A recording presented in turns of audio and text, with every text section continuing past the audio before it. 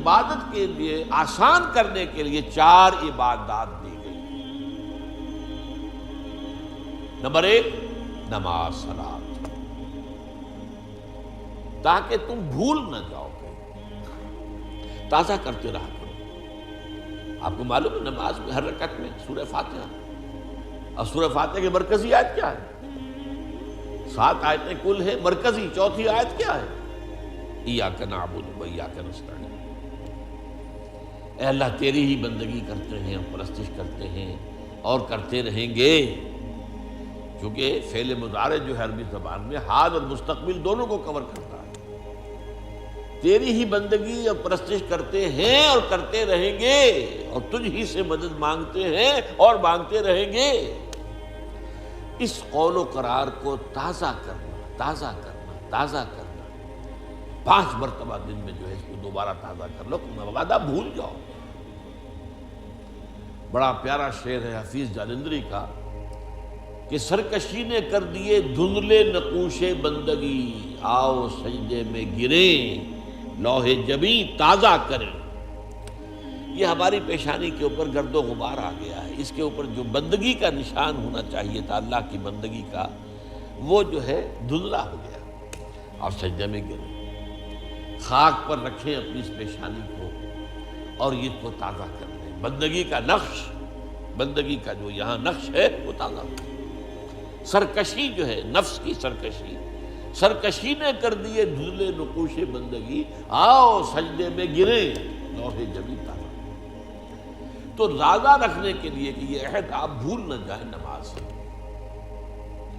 اور پھر آپ کے ساتھ ایک نفس حیوانی لگا ہوا، حیوانی تقاضے۔ حیوانی تقاضوں میں موسٹ امپورٹنٹ کیا ہے؟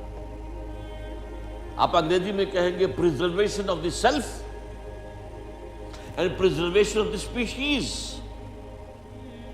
اپنی ذات کو برقرار رکھنے کے لیے خوراک چاہیے، خوراک کے بغیر تو مر جائیں گے، اور اپنی نسل کو برقرار رکھنے کے لیے جنسی جذبہ ہے، شہوت ہے، شادی ہے، بیاہ ہے۔ یہ 2 ہیں موسٹ پورٹنٹ محرکات جو ہیں، motives, most important motives, animal instincts, preservation of the self and preservation of the species۔ لیکن یہ دونوں جذبے اتنے طاقتور ہیں کہ یہ جب اندر سے ابھرتے ہیں تو یہ اندھے بہرے ہوتے ہیں، انہیں اس سے غرض نہیں ہے۔ بھوک لگی ہے، پیٹ میں ڈالو کچھ، اس سے پیٹ کو کوئی بحث نہیں کہ حلال ہے یا حرام ہے۔ آپ کا شہوت کا جذبہ بھڑک اٹھا، وہ تو اپنی تسکین چاہتا ہے، اس سے کوئی غرض نہیں ہے، جائز راستے سے ہو یا ناجائز سے۔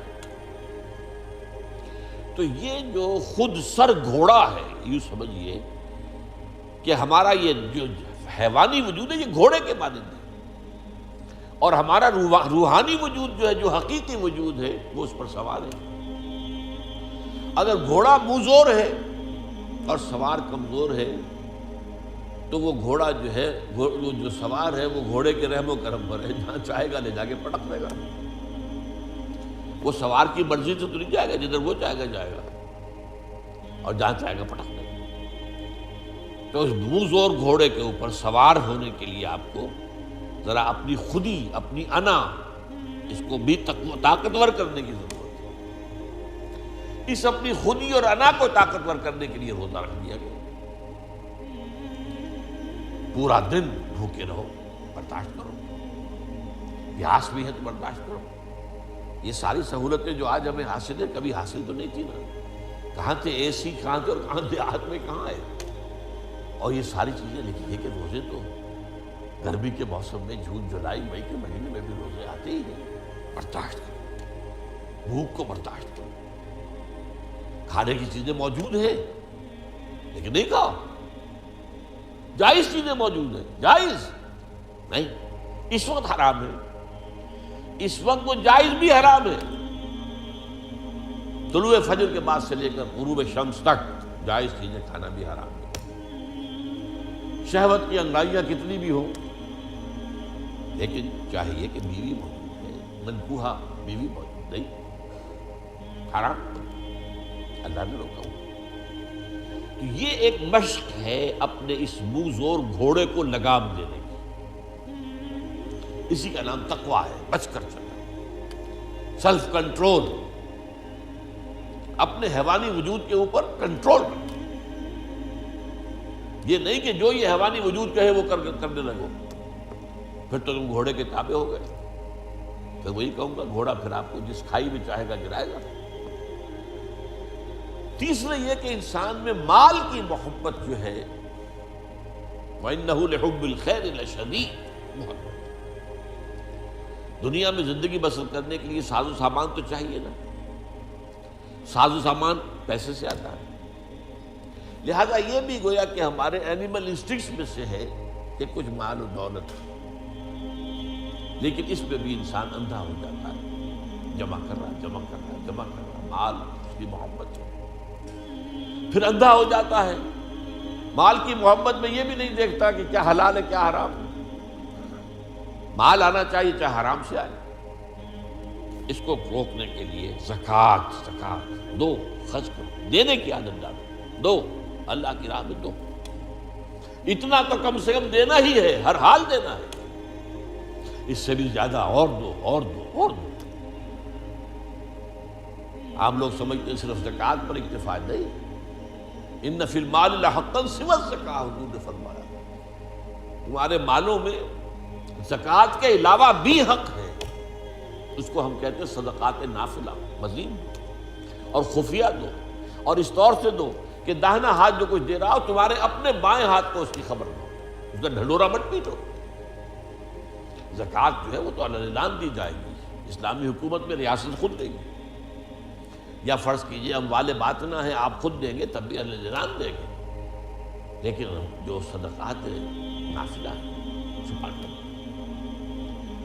یہ ہے حکمتیں اس عبادت کو آسان کرنے کی، اور یہ ساری حکمتیں جمع کر دی گئی ہیں حج کے اندر۔ حج میں ذکر بھی ہے اللہ کا، تلبیہ بھی ہے، شاعر اللہ کو دیکھنا ہے، حج میں آپ کو معلوم بیت اللہ کو صرف دیکھنا بھی ثواب ہے، طواف کر رہے ہیں۔ پھر یہ جب احرام میں ہیں آپ تو پابندیاں بھی نفسیانی جو ہے، جو روزے والی پابندیاں بھی کچھ آ جاتی ہیں، تعلق زن و شوہر نہیں ہو سکتا، چاہے بیوی ساتھ ہے، احرام کے اندر ہے وہ تعلق حرام، پھر پیسہ بھی خرچ ہوتا ہے۔ تو تینوں حکمتیں وہ جامع ترین جو ہے سمجھیے کہ عبادت ہے، اسی لیے کہا گیا ہے کہ حج مبرور جو ہے وہ شے ہے، جو حج اللہ کے قبول ہو جائے وہ شے ہے کہ جس کے بعد انسان کے سابقہ زندگی کے سارے گناہ معاف ہو جاتے ہیں، اور وہ ایسے ہو جاتا ہے جیسے آج ہی اس کی ماں نے اسے جنا ہے، جیسے وہ آیا ہے بچہ معصوم ماں کے پیٹ سے، ایسے ہی وہ معصوم ہو جاتا ہے۔ لیکن وہ حج مبرور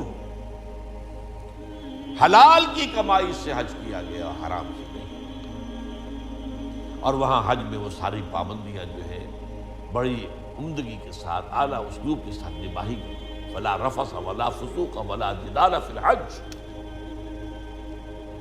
اب یہ ہے اصل میں جو دو لفظوں کا فرق میں نے واضح کرنے کے لیے اتنی لمبی بات کی ہے، عبادت اور عبادات۔ لفظی طور پر تو عبادت کی جمع عبادات، نماز بھی عبادت، روزہ بھی عبادت، حج بھی عبادت، زکوٰۃ بھی عبادت، یہ سب عبادات۔ اصل عبادت کیا ہے؟ ہمہ تنگ، ہمہ وقت، ہمہ جہد اللہ کی اطاعت، اس کی انتہائی محبت کے جذبے سے سرشار ہو۔ تو عمارت یہ ہے، بنی الاسلام علی خمس، اس عمارت کی بنیاد ان 5 چیزوں پر ہے۔ یہ 5 چیزیں جو ہیں یہ در حقیقت کوئی عمارت نہیں ہے، جو میں نے شروع میں بات آپ سے عرض کی تھی کہ اس حدیث کے اندر جو کانٹے کا لفظ ہے، جو اہم ترین ہے، بنیا، عمارت جو ہے وہ بنیاد کے اوپر اٹھائی گئی، عمارت اور ہے بنیاد اور ہے۔ ان کو ایک سمجھ لینا ایک غلط مبحث ہے، یہی ہماری غلط فہمیوں کا، مغالطوں کا، گمراہیوں کا سبب بن گیا۔ ہم نے سمجھ لیا بس دین نام ان چیزوں کا، دین تو نام ہے بھائی اللہ کی پوری ہمہ تن ہمہ وقت ہمہ ذہن زندگی غلامی اس کی محبت سے سرشار ہو کر ہاں غلطی ہو جائے توبہ کر لو اللہ معاف کرے گا.